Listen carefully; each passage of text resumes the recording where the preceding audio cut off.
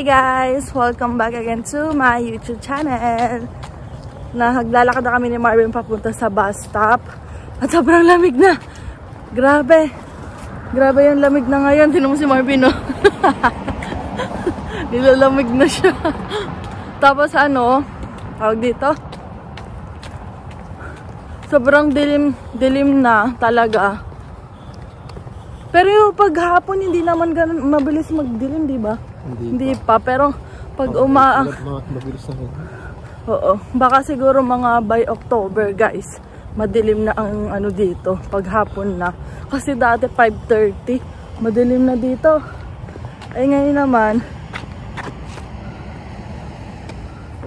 Ang lamig. Magja-jacket na kami ng ano sa susunod. Yung makapal na talaga. Ang lamig-lamig na. Kahit minsan hapon malamig na rin. Nilalamig na. 9 minutes dadating na. Saan ako? STC? Okay. STC daw ako guys. Sabay kami ni Marvin. Ano kasi siya ngayon eh. Alas 8 yung pasok na parehas kami. Tapos labas ko ay 4. Siya ay 5. Hintayin ko si Marvin mamaya. Woo! Humahangin, nakakainis. Ang lamig. Guys, mag-ano na lang daw ako mag-warden. Sabi ni Barbie, nandun siya sa kabila. Ayun, no? Kasi padating na yung bus. 3 minutes na lang papuntang warden. Tawid na tayo. Ah, wait lang. Di pa pala nakaputi. Dilim. Ayun si Marvin, no? Mag-isa doon.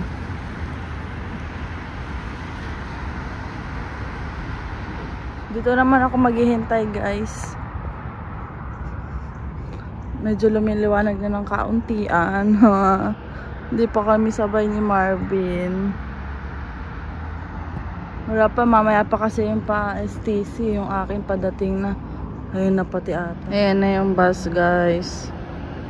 Nakasakay na ako guys. Si Marvin hindi pa, nandun pa rin, no? Ayun na kayo po. Sa warden na ako guys. Bibili ako nung ano, beef patty, ano, yung fresh patties nila, 2.25 lang, malaki na din.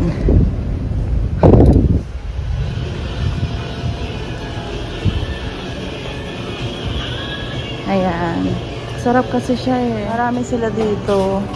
Nung ano lang, last week ko lang kasi na-try ito, tapos nasarapan ako. So ayan, breakfast natin.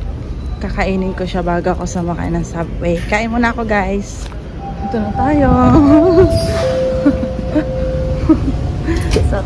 Ayan guys, maliwanag na. Nag-message pala si Marvin guys. Sabi niya, first time daw niyang sumakay sa Go Bus na nakatayo siya. Sobrang dami daw tao ngayon. Grabe ang lamig. Lamig-lamig na. Diba na talaga. Lapit na rin ako sa trabaho guys. Tapos mag-iipit lang ako.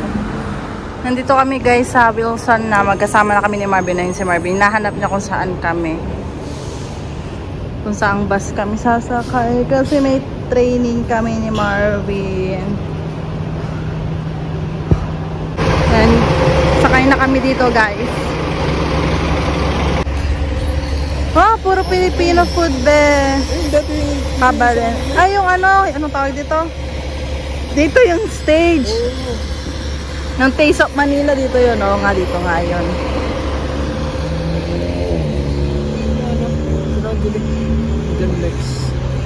Ano sila? Ate. Ay, hindi pa nag-iiba yung kulay nito. TD, Tim Hortons, Pizza Cafe, Kiko's Restaurant Catering. Sakit sa mata. Kanan. Because money will come along. I'm investing time for my skills. And you know, I've been in the business for 2 years. I've been in Canada for 3 years. I came here, no family, no friends, no relatives at all. But how did I do it? Right? I invested time for my skills. Don't think about the money. Gain the skills first. Just hand in the paper and leave. So it all depends on you, how you want to do your choices. And what I found here too is I found my purpose back again. I'm like, I lost my purpose where I was working. I was just going in and out, doing what I have to do 9 to 5. But I always wake up in the morning, I'm like, what's my purpose? Because I already teach everything that I can teach to people. And then that's why they hired a couple new people to train again. I'm like, no, that's not my purpose anymore. So now I can see that I can teach people again, something that will help them in their day-to-day. So I did the job so I can go quickly to that green zone.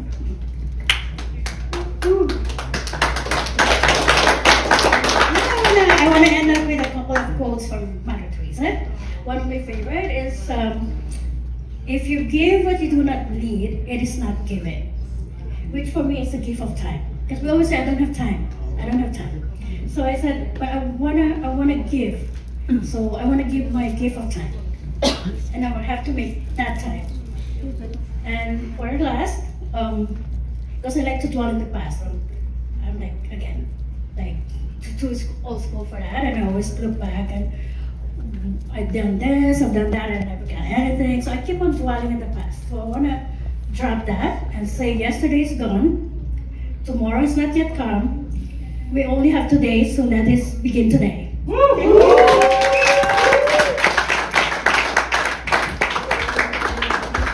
May free food, guys.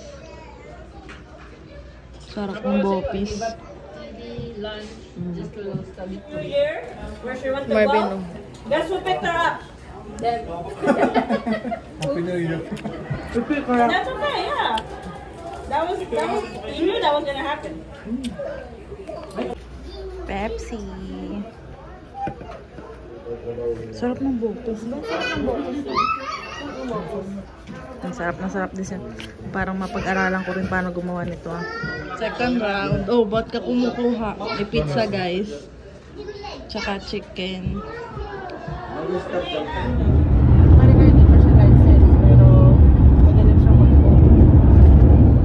Hello, guys. Nandito na kami sa bahay at si Marvin, oh. Naglalaro na siya. Busog na busog kami pagkatapos ng training. Ang daming pagkain. Sobra, busog na busog. Sali na kayo.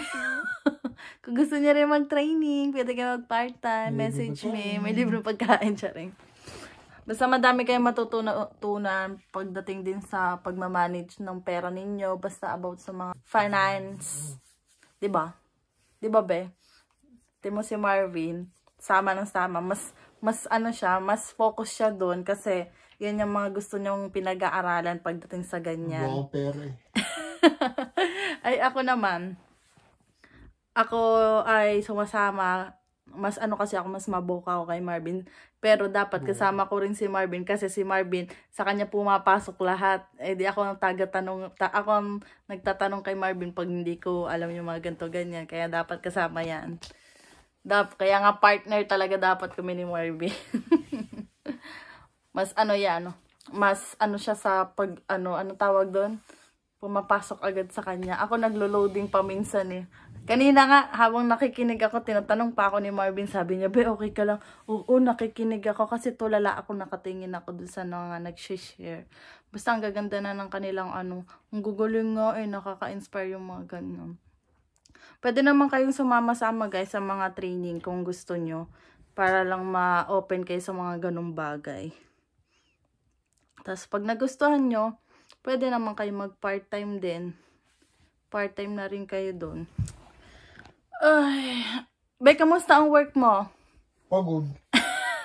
Happy. Happy. Tapos kanina, di ba nga nung nagpunta na kami doon sa office, doon sa training, before kami doon, nagaling ako sa ano, pumunta akong Yorkdale.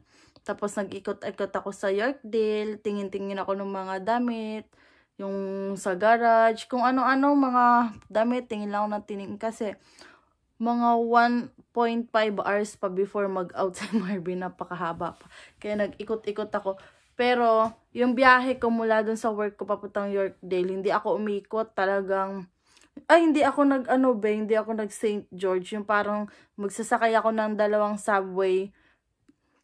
Para subway, yung line 1, line 2. Hindi ako nagdalawa kasi, pa yun, parang mas mabilis yung biyahe nun. Para may shortcut. Ginawa ko, nag-line ano lang ako. Ano ba yun? Line 2 lang. Yung line 2, dire-diretso na ako. Kaya nakatulog ako sa biyahe. Sobrang haba nung biyahe. Tulog lang ako, be. Kanina, sa subway, tulog lang ako kasi umikot pa kami. Ang layo ng ikot nun. Tulog lang ako talagang. Minsan. Oo, Hindi ka lang nagdakal sa Queen. Hindi na, kasi nga sabi ko matagal ka pa kasi. Kaya sabi ko, ikot na lang. Para tulog ako doon sa subway. Tulog ako. Nagigising ako kasi nga layo na yung bunganga ako. Kasi nakanganga pala ako. Walang joke. Nakanganga ako. Tapos minsan ganito ako ng ganun doon sa tabi. Pagtingin ko yung book, ang gulo-gulo. Kasi nga tama ako ng tama. Paggising ko, isang stop na lang. Yorkdale na. Sabi ko, Diyos ka. Muntik-muntikan na akong dumiretso. Tapos pagbaba ko nun, lutang pa ako kasi kagigising ko lang eh. Dire-diretso lang ako, tapos naglalakad na ako, malayo na nalalakad ko, nagulat na lang ako, malapit na ako dun sa Apple Store. Dun ako sa Apple Store, napansin ko. Tumingin ako, nagtingin-tingin lang akong mga cellphone. Kasi akala ko meron na yung iPhone 15, pero hindi naman kami bibili, guys. 22 pa yun. Alin? 15. September 22. Wala lang, titingin-tingin lang kami. Manifesting daw kami ni Marvin. Kasi di ba nung December pa last year, namin balak bumili ng iPhone 14 Pro Max kasi hindi nga natutuloy kasi malaki din yung mababawas sa amin kahit papaano, pang ano din namin yun kapag kumuha kami ng phone. Ay, hindi na kami kumuha ng phone. Tapos pagdating ni Marvin, may bit-bit niya na ano yun, yung biryani. Yan, binigyan sila ng manager nila ng biryani. Ay, ano ba? Sino ba yung... Ay, ka-work pala ni Marvin biryani. Hinabol pa nga si Marvin gawa ng kumuha daw. Tigi-isa daw sila doon. Mali-mali details. Mali-mali daw details ko. Sorry na. Kalaw kasi manager mo. Yung pala katrabaho niya. Tapos, noon pa kasi namin gustong itry ni Marvin yung biryani. Hindi kami matuloy-tuloy sa pagbili. Kasi iba lagi yung bibilhin namin. Tapos sabi ko, hindi na natin kailangan bumili. May nagbigay, matitikman natin. Ang halang pala nun, guys. Ang maanghang pala yun. Baka depende nga sa luto. Maanghang eh. Pero masarap man siya. Tapos, ako na nga halos kumain eh. Ang dami. Hindi masyadong kumain si Marvin. Sumubo lang mga dalawa. Busog ata siya. Tapos after nun, nagyaya si Marvin, mamasyal daw kami, ikot daw kami sa Yorkdale. Tapos after kong kumain, nag-ikot nga kami. Ang pinuntahan namin, Apple Store.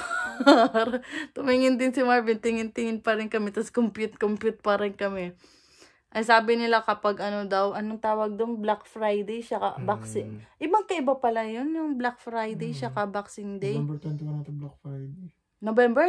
21 ko. Oh, kasi si Ate Claire, binili daw niya yung iPhone 14 Plus niya, Black Friday, mura daw. Bagong labas pa yun noong last year.